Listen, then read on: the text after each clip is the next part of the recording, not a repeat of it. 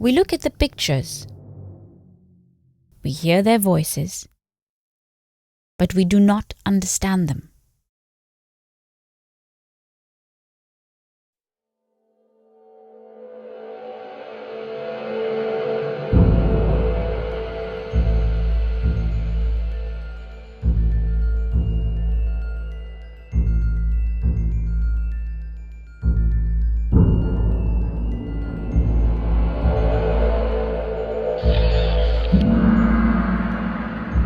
A frightening time.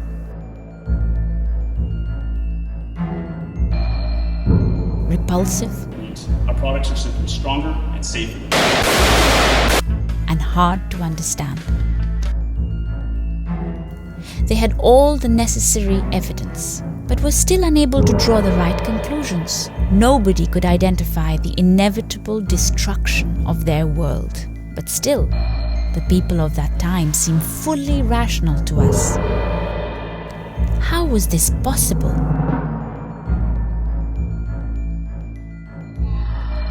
How did they see themselves and their time?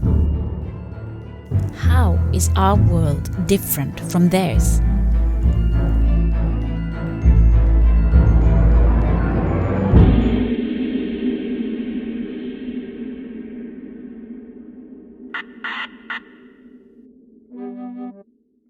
Without at least 3,000 year perspective on your life, you're a complete idiot.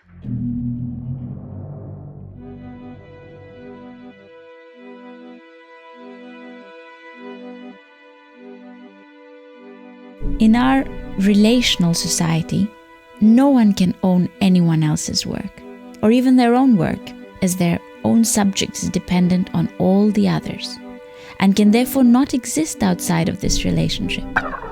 For us, this is the norm and something completely natural. But society has not always been organized in this way.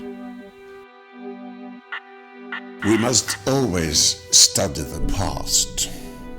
Now, I'm sure that we can understand a lot by studying this particular time.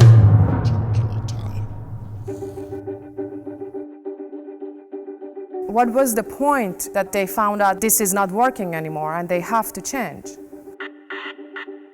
It was very much based on superficial things, such as how you could convince people that something was worth a certain value, and then people would pay it, even if there was no correlation between that.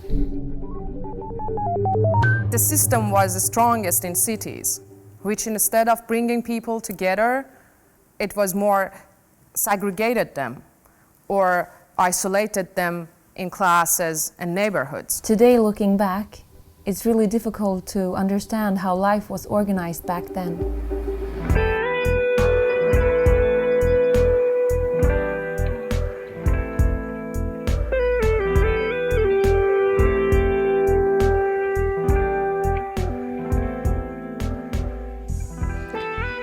In the unrelational age, or capitalism, there was a division between people, maintained by segregation. Segregation between men and women, black and white, old and young, public and private, production and reproduction.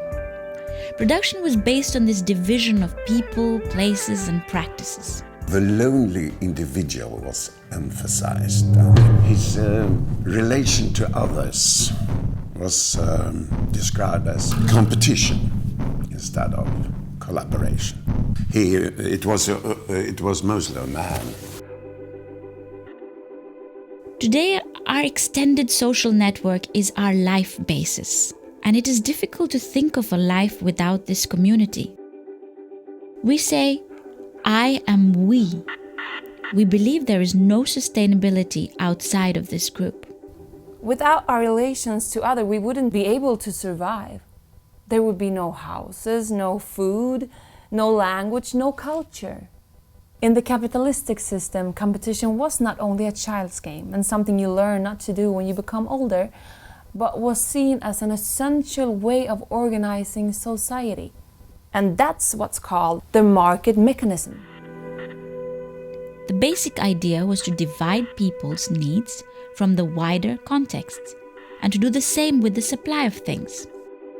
These needs and supplies would meet on a market, where an efficient matchmaking would create equilibrium and harmony. Kids who can't pay can't have any apples. The more you pay, the more apples you get. This was how needs and supplies were met. On the individual level, people were lumped together based on their attributes, not based on their mutual relations. For example, teachers were lumped together with other teachers to create a so-called market for teachers. The idea was that the individuals would go to this market when they were in need of teaching. Then they would be able to choose between different types of teachers. The idea was also that this comparison would make the teachers compete instead of collaborate. The potential students looking for teachers were also a sort of market where teachers could look for different kinds of students. The market for students was also the place where students competed to win the best education. The idea with the competition was that the high-achieving teachers would win the high-achieving students, and vice versa. Another concept that was valued was the right to choose, and the idea that the logic of the market would make a variety of possible choices available. The system was called freedom of choice, but did in fact not give freedom of choice, as the choices were restricted to what value the individual could contribute to the market. This paradox, the amount of choices available and the value restriction that in practice made most choices unavailable, was difficult for some people to handle. Often they try to force their will on the situation by acts of violence.